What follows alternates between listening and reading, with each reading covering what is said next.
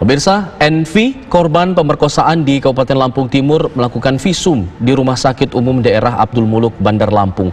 Saat ini, pihak kepolisian juga masih menyelidiki aksi pemerkosaan yang diduga dilakukan oleh oknum petugas P2TP2A.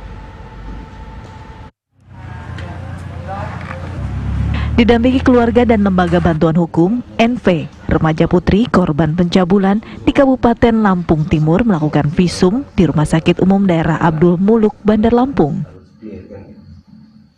Ini dilakukan NV untuk melengkapi berkas perkara laporannya ke Mapolda Lampung. NV diduga menjadi korban aksi bejat oknum petugas P2TP2A Kabupaten Lampung Timur DA yang saat itu menjadi pendamping hukum serta pembimbing psikis korban.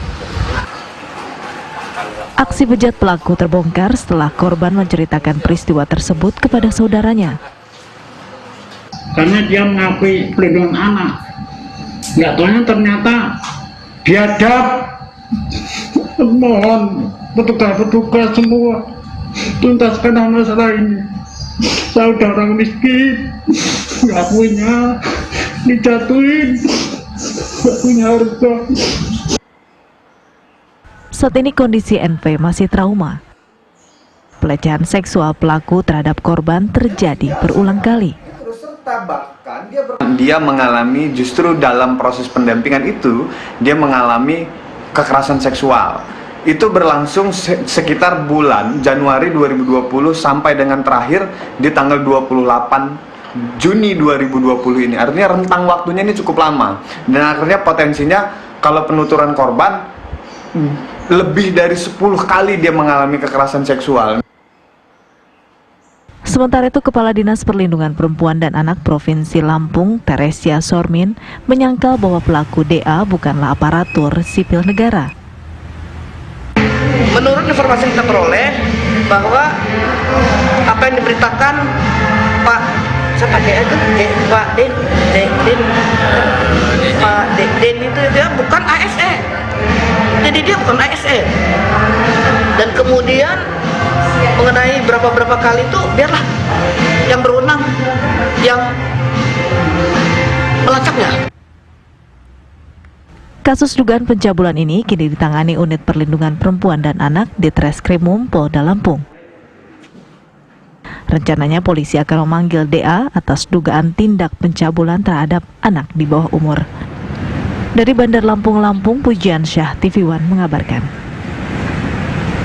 Lalu bagaimana hasil penyelidikan yang mengarah pada penyidikan sejauh ini? Kita akan berbincang dengan Kabid Humas Polda Lampung, Kombes Pol Zahwani Pandra Arsyad. Selamat siang, Pak Pandra. Selamat siang Mas Alfa dan selamat siang para pemirsa TV One dimanapun berada. Ya Pak Pandra, kita kemarin sore sempat berdialog, tapi katanya pemeriksaan terkendala akhir pekan, hari libur. Nah sekarang sudah masuk lagi. Nah bagaimana kemudian siapa saja yang sudah diperiksa sejauh ini? Baik, terima kasih Mas Alfa. Kita ketahui bersama bahwa ini adalah suatu kejadian ya, artinya yang dialami oleh anak generasi muda ya. Artinya NV ini adalah korban yang berusia 13,5 tahun.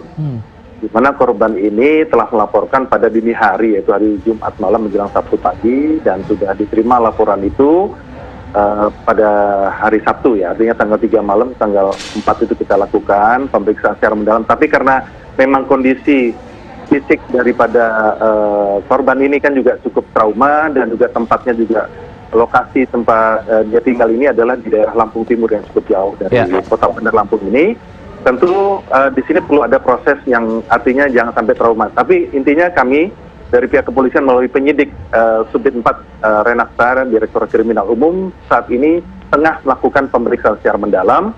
Karena bagaimanapun juga saksi korban ini nantinya ya, karena memang saksi korban ini didampingi oleh orang tuanya ya, Bapak Sugianto tadi sudah melaporkan tentang kejadian ini. Kami akan mendalami betul, karena sesuai dengan apa yang dilaporkan di dalam Undang-Undang Nomor 35 2014 ditambah lagi Undang-Undang Nomor 17 2016 ini ancaman hukumannya sangatlah tinggi, yaitu ancaman hukumannya hampir mencapai maksimal 15 tahun dan dendanya hampir 5 miliar. Nah inilah kami selaku penyidik tentunya harus berproses melalui scientific crime investigation, artinya betul-betul unsur-unsur secara formal dan material ini harus kita penuhi. Ya salah satunya misalnya korban ya, saat ini kita lakukan pendampingan karena bagaimanapun pasti ada rasa trauma yang disampaikan tadi. Betul adanya rasa trauma, kami menerjunkan tim dari psikologi Biro SDM Polda Lampung dan juga kita lakukan treatment trauma healing dan juga kita periksa kesehatannya, harus betul-betul dalam keadaan sehat. Baik. Sehingga dapat menjelaskan dari sedetil-detilnya. Jadi apabila nanti kita akan melakukan proses penyidikan lebih lanjut, unsur-unsur itu terpenuhi. Itu yang sementara ini kita lakukan. Oke. Dan ini dari pemeriksaan terhadap saksi korban ini, apakah sudah diketahui apa kemudian penyebab dari kejadian itu bisa terjadi, Pak?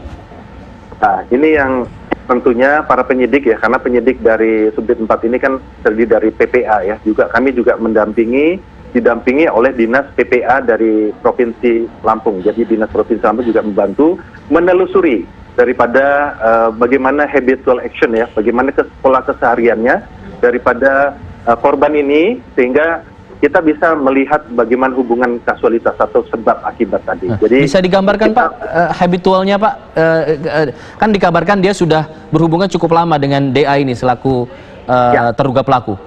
Ya, jadi ini yang perlu saya sampaikan juga bahwa korban NV ini sudah mengenal DA, ya artinya terlapor ini ya, kita kan belum bisa menentukan, artinya sudah berkenalan atau mengetahui ini dari tahun 2019, di akhir tahun 2019 ada satu kasus yang dialami terhadap korban NV ini, yaitu adalah paman daripada korban itu sendiri, dan terlapor ini pun juga ikut mendampingi. Nah, pada saat pendampingan yang tadi sudah dijelaskan, artinya sudah sempat beberapa bulan, tentu perlu kita lihat adanya hubungan sebab akibat ini tadi. Bukan hanya ini saja, tentunya pengembangan kami tidak hanya sampai di sini saja, tentu mungkin ada dugaan-dugaan yang lain. Tentu kita harus mengumpulkan fakta-fakta yang ada. Ini yang tahapan ini kita lagi matangkan dulu, Mas.